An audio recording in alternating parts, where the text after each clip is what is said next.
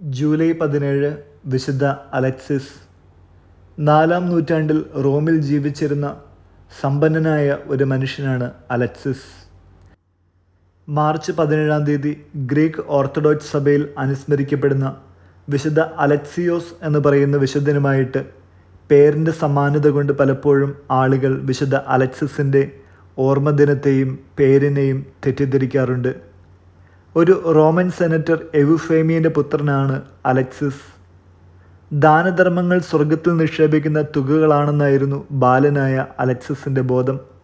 തൻ്റെ പക്കൽ നിന്ന് ധർമ്മം സ്വീകരിക്കുന്നവരെ തൻ്റെ ഉപകാരികളെ പോലെയായിരുന്നു അലക്സിസ് ബഹുമാനിച്ചിരുന്നത്.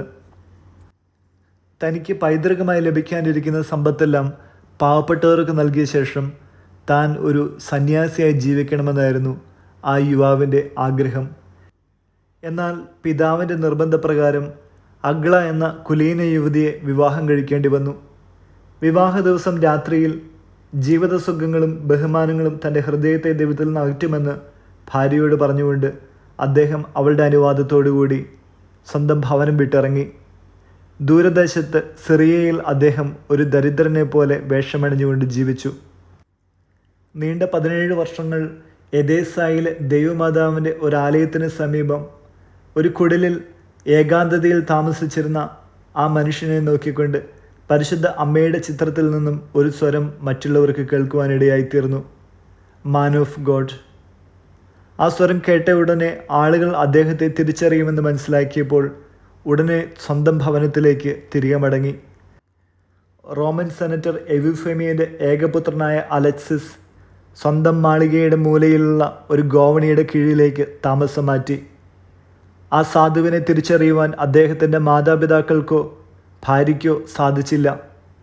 നീണ്ട 17 വർഷക്കാലമാണ് അദ്ദേഹം അങ്ങനെ ഒരു സാധുവിനെ പോലെ ആ ഭവനത്തിൽ താമസിച്ചത്.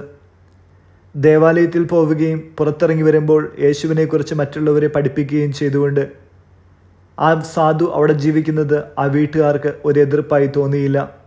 എന്നാൽ ആ ഭവനത്തിലെ ഭൃത്യന്മാർ അയാളെ നിന്ദിക്കുകയും പീഡിപ്പിക്കുകയും ചെയ്തുകൊണ്ടിരുന്നു.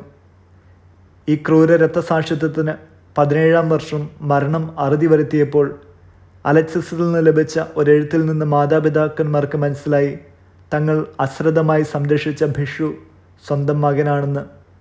ഹൊണോരിയൂസ് ചക്രവർത്തിയുടെ കാലത്താണ് അലക്സിസ് മരിച്ചത്. അത്ഭുതങ്ങൾ ധാരാളമായി നടന്നു.